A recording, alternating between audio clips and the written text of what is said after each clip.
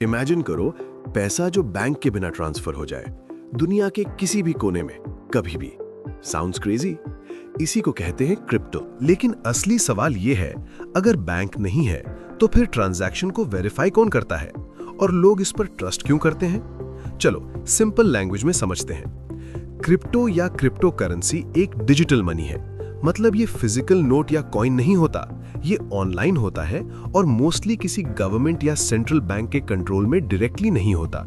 इसलिए इसे अक्सर डिसेंट्रलाइज्ड मनी बोला जाता है।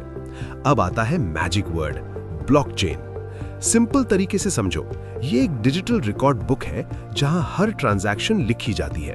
लेकिन ट्विस्ट ये है कि ये रिकॉर्ड सिर्फ एक बैंक के पास नहीं होता, ये नेटवर्क के बहुत सारे कंप्यूटर्स के पास होता है। इसी वजह से इसे छेड़ना या सीक्रेटली चेंज करना मुश्किल होता है। जैसे अगर ए ने बी को बिटकॉइन भेजा तो ये ट्रांजैक्शन ब्लॉकचेन पर रिकॉर्ड हो जाएगी। नेटवर्क के कंप्यूटर्स वेरीफाई करते हैं कि ट्रांजैक्शन वैलिड है या नहीं।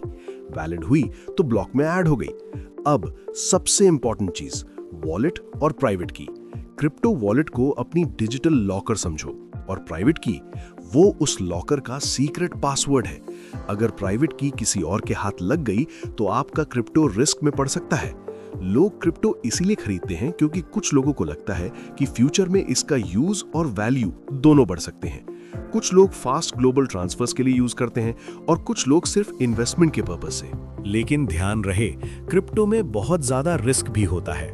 प्राइसेस बहुत तेजी से ऊपर नीचे जा सकते हैं, स्कैम्स भी कॉमन होते हैं और बिना समझे इन्वेस्ट करना डेंजरस हो सकता है। सो क्रिप्टो एक्साइटिंग है, बट ब्लाइंड ट्रस्ट नहीं, स्मार्ट रिसर्च जरूर।